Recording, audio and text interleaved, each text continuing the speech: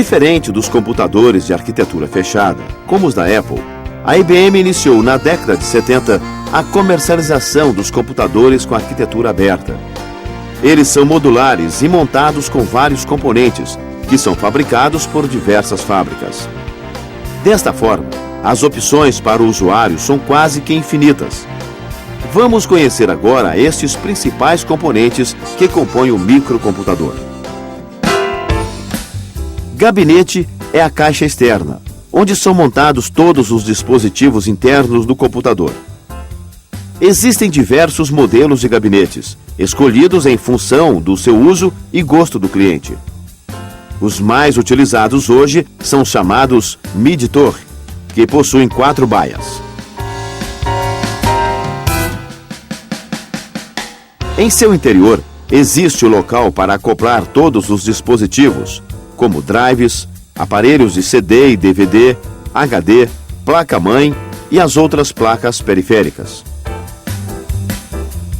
Eles possuem ainda a fonte de alimentação, que tem a função de receber a tensão elétrica e gerar as tensões em corrente contínua, necessárias ao funcionamento do computador. Da fonte saem alguns tipos de conectores. Este é o conector principal, que tem 20 pinos e serve para alimentar a placa-mãe com as diversas voltagens necessárias. Algumas fontes têm também esses conectores de 4 pinos de 12 volts para a alimentação das placas-mãe mais modernas. Esses outros, com 4 conexões, são utilizados para os HDs e drives de CD e DVD, e por isso são disponibilizados no mínimo 4. Estes últimos, os menores, servem para ligar os drives de disquete.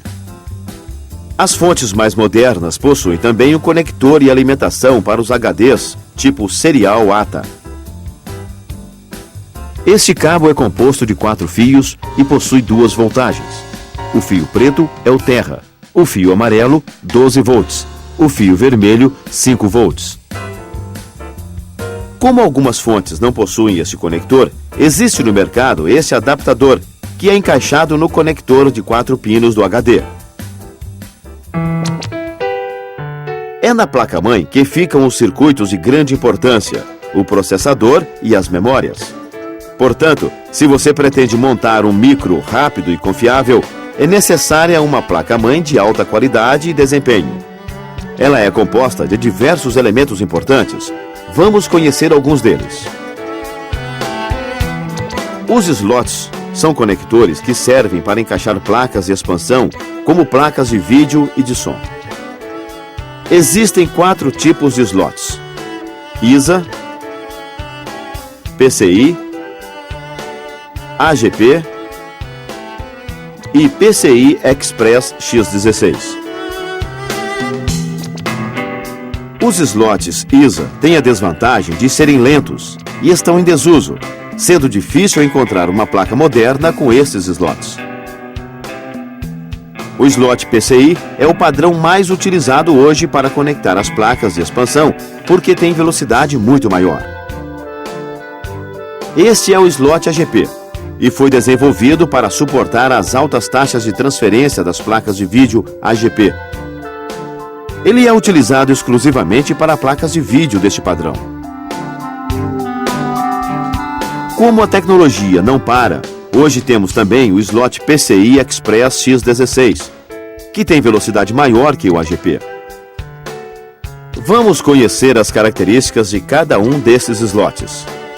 O ISA funciona com 16 bits e a velocidade de 8 megabits por segundo. Normalmente não está mais disponível. Algumas placas têm somente um.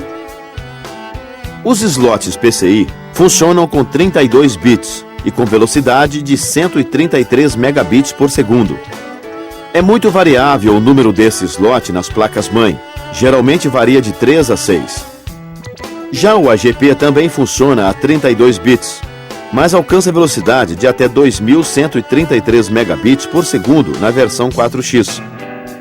Já o padrão PCI Express pode contar com várias conexões seriais, de 1, 2, 4, 8 e 16x.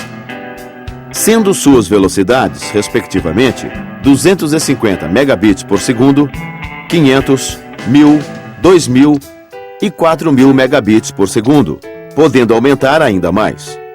Como as placas AGP e PCI Express são somente para vídeo, existe disponível somente um slot.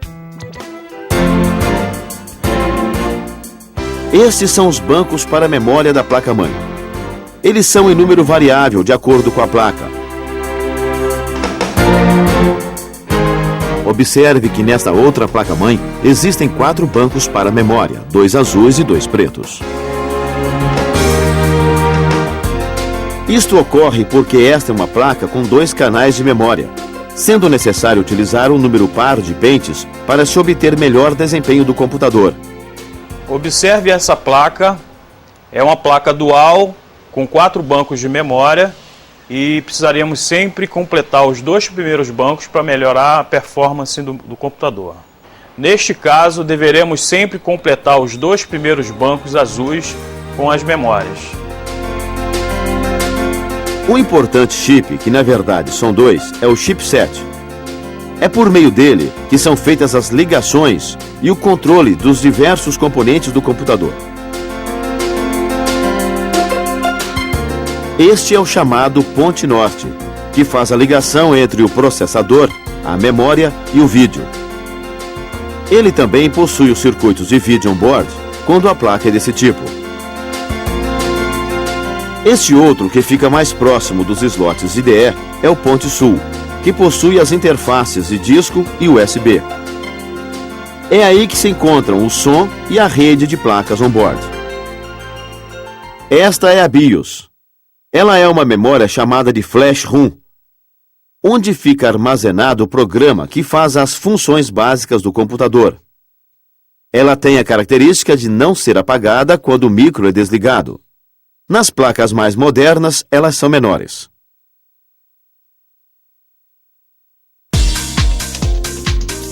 Este é o conector de discos flop, identificado na placa como FDD1, que tem apenas 34 pinos e serve para conectar o drive de disquete.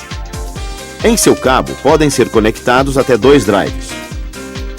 Esses outros são os conectores de interface IDE. Eles têm 40 pinos e servem para ligar os HDs e drives de CD e DVD ao computador. É recomendado que o HD seja conectado na IDE primária. Por isso, alguns fabricantes o identificaram com cores diferentes, geralmente o azul. O conector preto é a IDE secundária. Há até pouco tempo, o cabo para as conexões de IDE era esse de 40 vias, que é o número de pinos existentes na placa. Nele não faz diferença em que ponta você vai conectar o HD do sistema. Hoje em dia, se utiliza esses cabos de 80 vias, que são da mesma largura, mas têm os cabos mais finos e compactos. Observe que o seu conector tem os mesmos 40 pinos. Os outros 40 fios são utilizados como terra e aumentam a velocidade. Além da velocidade, este cabo tem a vantagem de poder conectar tanto os drives mais antigos, quanto os mais novos e rápidos. Se você tiver um cabo de 40 vias e um de 80, utilize este último para conectar o HD e o de 40 vias para o CD. Este outro conector é o serial ATA e serve para conectar HD desse tipo.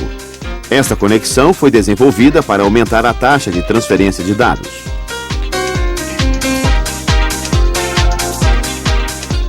Enquanto os cabos flat de 40 vias tinham uma taxa de transferência de 33 megabits por segundo, os cabos flat de 80 vias suportam até 133.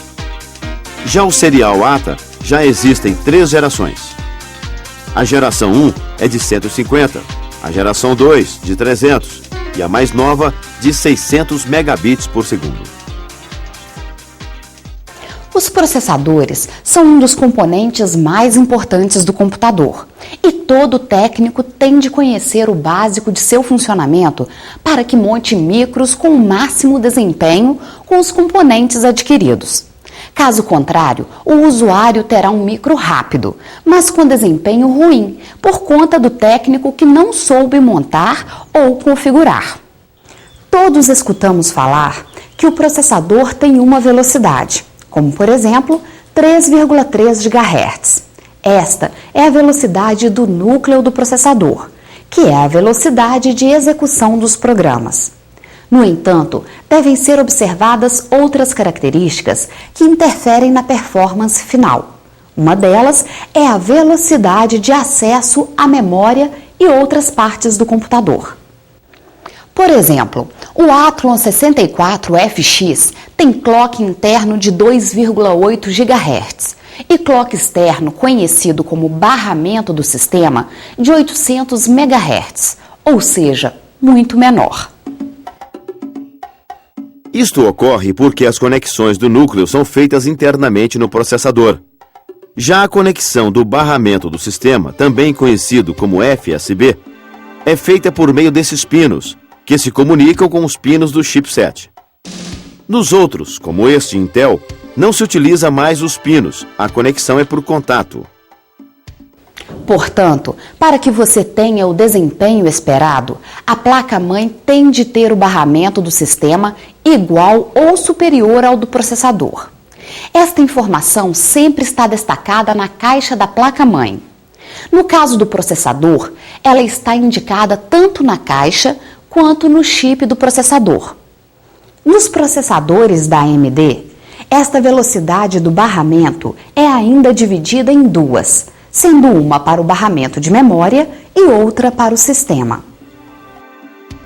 Como vimos, a velocidade de processamento é muito mais rápida que o acesso à memória.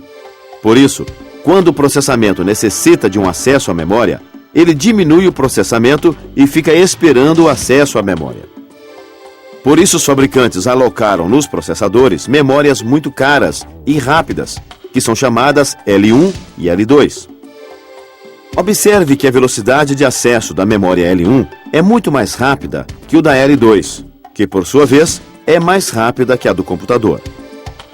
Nestas memórias são armazenados trechos de programas que são mais acessados. Quando o processador precisa de uma informação, procura primeiro na L1. Se não encontrar, procura na L2. E por fim, acessa a memória. Hoje existem basicamente dois fabricantes de processadores, a AMD e a Intel. As principais características de cada um são: a AMD produz hoje em dia o Athlon 64, que existem diversos modelos. É a linha mais avançada e cara da AMD, com alguns processadores com duplo processador. Os modelos mais simples utilizam socket 754 e os mais avançados, o 939. O Sempron é a linha de processadores populares da AMD. Eles utilizam normalmente socket 754. A Intel produz 4 linhas de processadores: o Celeron, o Celeron D, Pentium 4 e o Pentium Extreme Edition. O Celeron é o mais simples e barato e, consequentemente, o mais lento. O Celeron D é uma versão um pouco mais rápida. O Pentium 4, que é a principal linha, e, por fim, o Pentium Extreme Edition, que é o top de linha. Processadores muito rápidos e caros. Eles utilizam socket 775 ou 478. A placa de vídeo é fundamental e indispensável em um computador. Sua função é gerar as imagens que serão vistas no monitor. Existem diversos modelos, mas com o avanço da tecnologia 3D, é quase obrigatório o uso desse tipo de placas de vídeo. Neste caso, deve ser utilizada uma placa AGP, que tem esse tipo de conector. Elas são muito mais velozes e com processamento rápido e complicado. Estes são os módulos de memória da placa de vídeo. Para executar os atuais jogos e programas de tratamento de imagem, é necessário placas de vídeo com muita memória.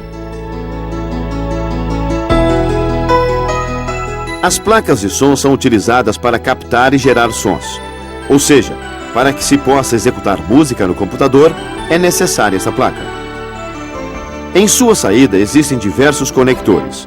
Os mais importantes são a saída de áudio na cor verde, entrada de microfone na cor rosa e a entrada de outros equipamentos, como os CD players, na cor azul.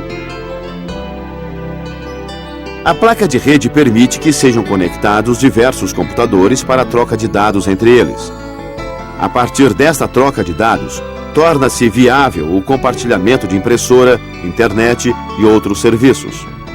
As mais comuns utilizam conectores RJ45 e cabo para conexão, mas está cada vez mais popular a placa de rede sem fio, conhecida como rede wireless. Até há pouco tempo, as memórias mais utilizadas eram as SD-RAM, mais conhecidas como DIMM. Elas são encontradas em 3 velocidades: PC66, PC100 e PC133. Desde 2001 que as placas-mãe utilizam somente memórias DDR. São mais velozes e operam em velocidade de 200, 266, 333 e 400 MHz.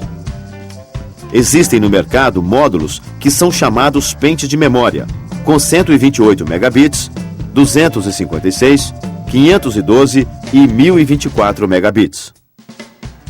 Fiquem atentos para utilizarem memórias com barramento com a mesma velocidade da placa-mãe, né? Em outros casos, você pode utilizar até memórias com velocidade maior, né, que será compatível. Se você não encontrar memórias com velocidade do mesmo barramento da placa-mãe, você pode utilizar memórias com velocidade maior do que esse barramento da placa. O disco rígido, mais conhecido como HD, é outro componente muito importante em um computador e deve ser escolhido com muito critério.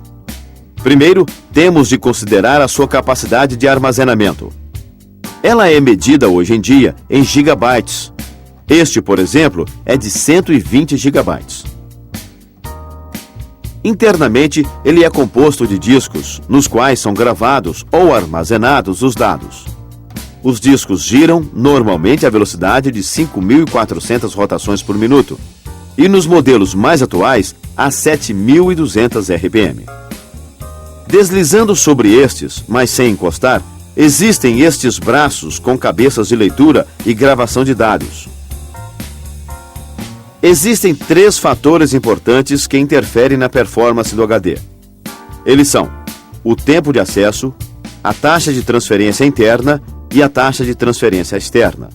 O tempo de acesso é o tempo médio que a cabeça do HD leva para se movimentar e chegar ao local onde está armazenado. Quanto menor, melhor. A maioria dos HDs de hoje é de 9 nanosegundos. A taxa de transferência interna está relacionada com a rotação dos discos e a quantidade de dados existentes em cada trilha. Geralmente, quanto maior a velocidade do disco, maior é esta velocidade. Por fim, a transferência externa é a velocidade em que os dados são transferidos entre a memória interna e a memória da placa-mãe. Esta taxa de transferência é muito importante, tanto que modificou o padrão dos HDs produzidos. No padrão antigo, mas ainda muito utilizado, chamado de IDE, a taxa de transferência chega a no máximo 133 megabits por segundo. No novo padrão, chamado de Serial ATA, ela pode chegar até 600 megabits por segundo. As interfaces permitem ligar dispositivos no computador. Os slots, que apresentamos anteriormente, são interfaces internas.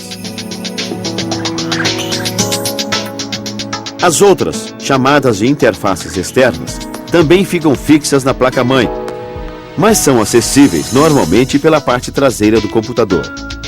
Este é o conector PS2, para conectar teclado e mouse. Eles são iguais. Normalmente, o teclado fica na parte externa e é roxo. O mouse tem cor verde. Essas são as portas seriais, também conhecidas como COM1 e COM2, com conectores de pino tipo macho. Eles podem ser de 9 pinos. A porta paralela, também conhecida como LPT1, como a outra, é muito antiga e lenta. Ela utiliza conector de 25 pinos tipo fêmea e é utilizada para conectar alguns modelos de impressoras. Estas são as interfaces USB. São mais modernas. e podem substituir todas as outras interfaces externas. Em pouco tempo, as interfaces seriais e paralelas não serão mais utilizadas porque as interfaces USB possuem várias vantagens, como a velocidade acima de 480 megabytes e a possibilidade de se interligar uma quantidade maior de periféricos, podendo esses periféricos serem ligados com o equipamento ligado. Até pouco tempo, grande parte dos usuários utilizavam monitores de 15 polegadas e de baixa resolução. Com o avanço das interfaces gráficas e dos jogos, os usuários passaram a necessitar de monitores melhores e maiores.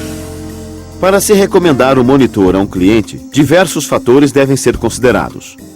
Um dos principais é o tamanho de sua tela, que é medida em polegadas. Esta medida deve ser feita na diagonal da tela desta forma.